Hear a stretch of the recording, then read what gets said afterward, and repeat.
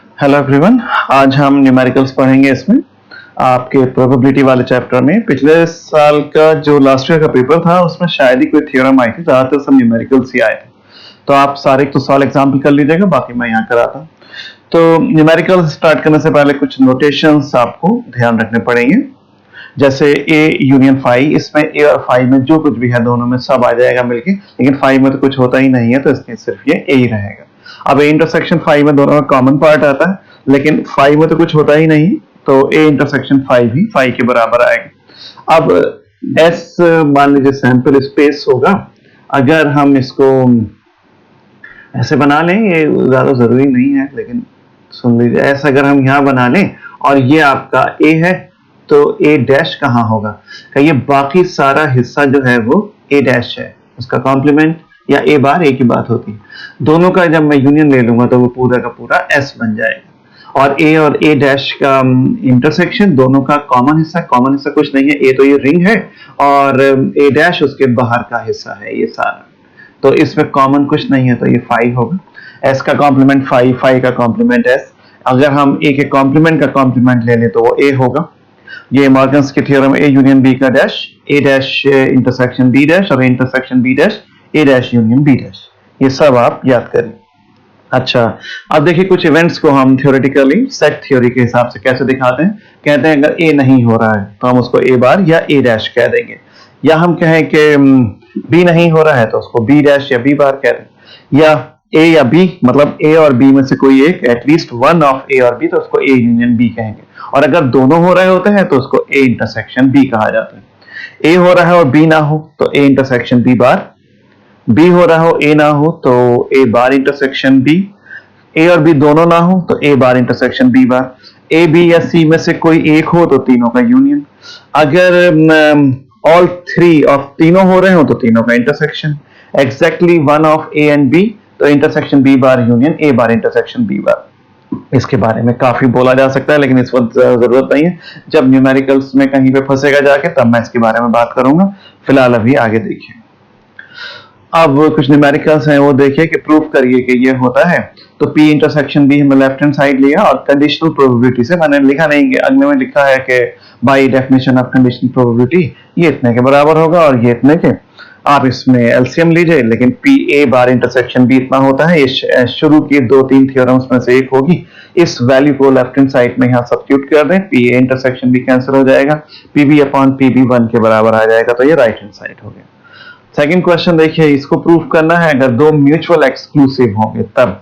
We know that by the definition of the conditional probability P A over A union B, ऊपर जो भी होता है ना ए और बी का जो ये होता है तो इन दोनों का यहाँ पे इंटरसेक्शन होगा, तो इंटरसेक्शन कर लीजिए और नीचे पी ए यूनियन बी आ जाएगा। अब बाय डिस्ट्रीब्यूशन लॉ से ए को अंदर भेजिए तो ए इंटरसेक्शन है, ये बीच वाला यूनियन यहाँ रहेगा और ए इंटरसेक्शन बी नीचे ऐसे ही रहेगा। लेकिन ए और ए का इंटरसेक्शन तो ए ही होना और ए इंटरसेक्शन बी, ये म्यूचुअल एक्सक्लूसिव केसेस हैं तो इनकी वैल्यू 5 होगी, तो ये 5 हो गया और ए और यूनियन 5 ए होगा, तो बस ये क्या आ गया P A over P A union B. अब उसके बाद देखिए, we know by the law of addition P A union B इतने के बराबर, ये थ्योरम 5 या 6 थे। अब ए और बी अगर म्यूचुअल एक्सक्लूसिव केसेस हैं तो इंटरसेक्शन बी तो 5 है तो पी 5 0 के बराबर होगा। इस वैल्यू को आप यहाँ पे सब्स्टिट्यूट कर दें। फिलहाल पहले तो पी ए यूनियन बी लिख दिया, इन दोनों के सम के बराबर है, इसको आप यहाँ पे सब्स्टिट्यूट कर दें और ये आंसर आ जाए। और सिंपल से क्वेश्चंस हैं, बस आपको थ्योरी पिछले याद होनी चाहिए। नेक्स्ट देखिए, ए और बी अगर इंडिपेंडेंट इवेंट्स हैं तो ये प्रूफ करिए। तो सबसे पहले कहिए we know by the law of addition P A union B आपका इतने के बराबर होता है। अब अगर ए और बी इंडिपेंडेंट इवेंट्स हैं तो P intersection B P A P B होता है। इस वैल्यू को इक्वेशन नंबर 1 में सब्स्टिट्यूट कर दें। इन दोनों में से पी बी कॉमन ले लिया, 1 माइनस पी ए बार होता है, इसको याद रखिए।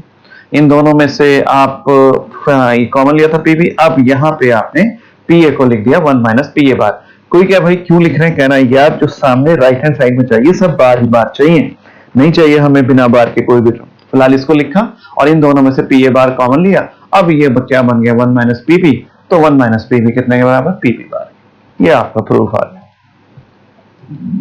अगला देखिए, P A bar union B bar इतने के बराबर प्रूव करेंगे बाय लॉ ऑफ एडिशन। देखिए वहां पे ए और बी के लिए लिखा था पिछले पेजेस में, यहाँ पे ए बार और बी बार के लिए लिखेंगे। तो P A bar plus P B bar minus P A bar intersection B bar. P A bar ऐसे रहेगा, पी बी बार ऐसे रहेगा। ए बार इंटरसेक्शन बी बार कितना हो जाएगा, ए यूनियन बी का होल बार हो जाएगा। पी ए बार को लिख सकता हूं 1 minus P, P B bar को लिख सकता हूं 1 माइनस पी बी, और इसको लिख सकते हैं 1 minus P A union B. Bracket सारे खोल दे तो एक एक 1 कट जाएगा, ये रह गया, इसमें से माइनस कॉमन लीजिए, ये पी ए यूनियन बी आ गया। अभी मगर प्रूफ नहीं आया है, उसके लिए थोड़ी और मेहनत, but we know that by conditional probability P B by A इतने के बराबर होता है। बी इंटरसेक्शन ए लिखें या ए इंटरसेक्शन बी, दोनों बराबर होते हैं। क्रॉस मल्टीप्लाई करिए और पी ए इंटरसेक्शन बी की ये वैल्यू निकाल के इक्वेशन नंबर 1 में डाल दीजिए, आपका आंसर आ जाएगा। कोई बहुत लंबी चौड़ी बातें नहीं हो रही हैं, बस आपको पिछला सब याद होना चाहिए। अब आगे आइए, next question, what is the probability of throwing an even number with the dice. Dice जो हम फेंकेंगे उसमें एक इवन नंबर आने की प्रोबेबिलिटी बताइए। तो डाइस को फेंकने में 6 सैंपल स्पेस होंगे, वो लिखे। इसमें इवन क्या होंगे, वो ये आ गए 2 4 6। अब required probability to get the even number, ऊपर फेवरेबल केसेस और नीचे टोटल नंबर ऑफ केसेस, तो हाफ होगा। अभी ये इवन ना कह के ऑड कह देता तो ऑड नंबर कितने होते, 1 3 और 5, उसका भी आंसर यही आता। तो समझ डरिए, और आपको मैंने कई बार बताया है किसी भी नंबर के आने की प्रोबेबिलिटी 1/6 होती है। कभी मत ये कहिए कि 1 कम आता है पासा फेंकने में, या 6 ज्यादा आता है या 6 कम आता है, सब बराबर होते हैं। अब देखिए, find the probability of throwing a sum of 7 in a single throw of a 2 dice.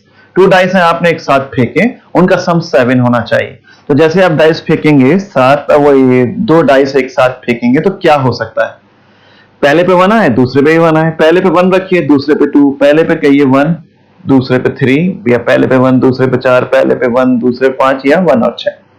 तो ये 6 घटनाएं हो सकती हैं। या पहले पे 2 और दूसरे पे वही 1 2 3 4 6 6, ये फिर पहले पे 3, और ऐसे ही करते करते पहले पे 6 और दूसरे पे 1 2 3, कुल मिला के ये कितने हैं, 36 इवेंट्स हैं। लेकिन इसमें सम 7 आना है, तो 7 कहां मिल रहा है, ये मिला है 1 और 6। फिर कहां मिलेगा, 2 और 5 जो सम है, फिर 3 4 4 3 5 2 और 6 और 1। तो भाई फेवरेबल केसेस 6 और टोटल नंबर ऑफ केसेस 36 1/6। अभी कह दे कि साहब सम 13 आए 13, अभी मैं देख रहा था किसी बुक में था क्वेश्चन, तो 13 कभी नहीं मिल सकता। तो 13 आने के इन 36 केसेस में कोई भी नहीं है, मैक्सिमम सिर्फ 12 तक ही हो सकता है। तो इसलिए आप कहेंगे फेवरेबल केसेस 0/36, वो आंसर 0 होगा। या कह दे कि भाई 12 आए, तो 12 कहां आएगा, उसका सिर्फ एक ही फेवरेबल केसेस होगा, तो 12 आने की जो प्रोबेबिलिटी होगी वो 1/36 होगी।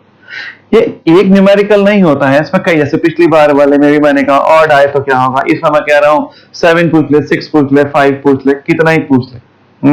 तो उस हिसाब से आप इसको निकालेंगे, कोई एक एक सवाल नहीं है, एक में कई कई बन सकते हैं। अब नेक्स्ट है, the odds the favour of the event are 4:5, find the probability of the occurrence of the event ए।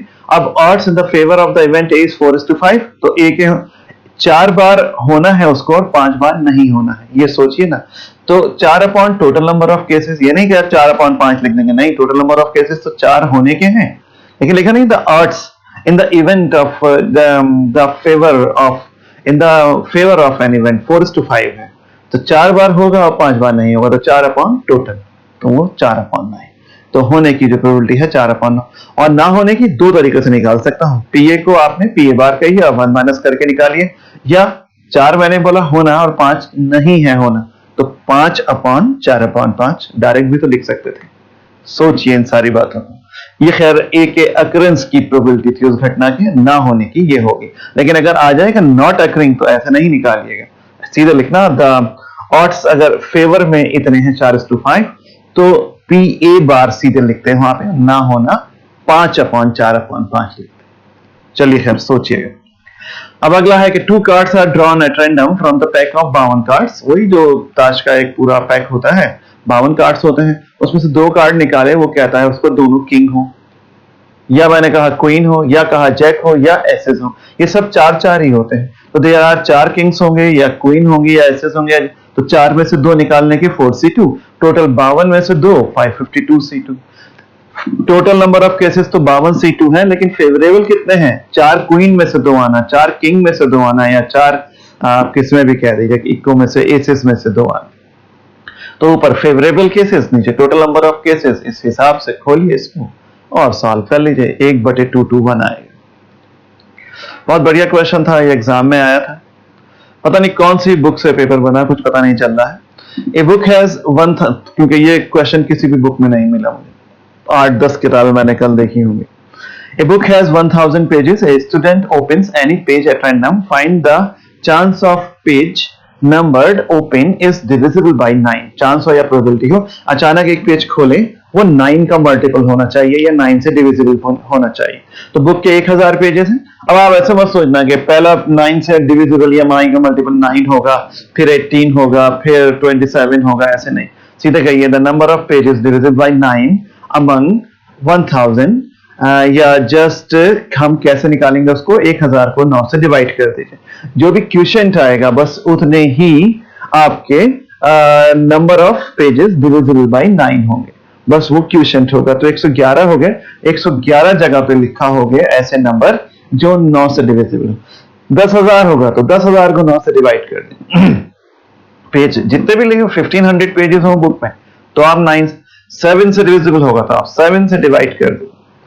तो 111 क्वेश्चन है। तो रिक्वायर्ड प्रोबेबिलिटी क्या हो गई कि वो चांस कि हम पेज खोलें और 9 से डिविजिबल हो या 9 का मल्टीपल हो, फेवरेबल केसेस बटे टोटल नंबर ऑफ केसेस। तो 111 बटे 1000, बस यही आंसर छोड़ दीजिए या ये लिख दीजिए। अगला क्वेश्चन ये है कि ए और बी दो इवेंट्स हैं सच दैट पी ए 0.4 है, पी ए यूनियन बी इतना है, पी बी इतना है। पी बी नहीं पता है मुझे, पी कह रहा है प्रोबेबिलिटी ऑफ बी निकालिए जब ए और B mutual exclusive. Mutual exclusive का मतलब यह है कि ए इंटरसेक्शन फाई होगा, इंटरसेक्शन बी, और प्रोबेबिलिटी पी फाई 0 होगी। ये शायद पहली थ्योरम थी। अब by law of addition of probability ये होता है इंटरसेक्शन बी इसमें फाई हो जाएगा, तो पी फाई 0, तो ये इतने के बराबर रहेगा। ये दो गिवन है, ये रखिए और पी भी निकाल दें। उसमें क्या था बस पता होना चाहिए। ए और बी अगर इंडिपेंडेंट है तो P intersection B P A P B हो जाएगा। तो उसी पी ए इंटरसेक्शन बी ये हो गया पी ए पी बी। अब इसी 2 डैश से पी इंटरसेक्शन बी निकाल लीजिए, ये आ गया। सबकी वैल्यूज डाल दीजिए और पी बी निकाल लीजिए। तो इस प्रकार आपने 2 तरीके से पी बी निकाला। एक बार निकाला आपने पी बी जब म्यूचुअली एक्सक्लूसिव घटनाएं थी, और एक बार तब निकाला जब इंडिपेंडेंट होंगी। आप इतने न्यूमेरिकल आज इस वक्त तैयार करिए, मैं आपको हो सकता है कल ही और न्यूमेरिकल भेजता हूं। ओके।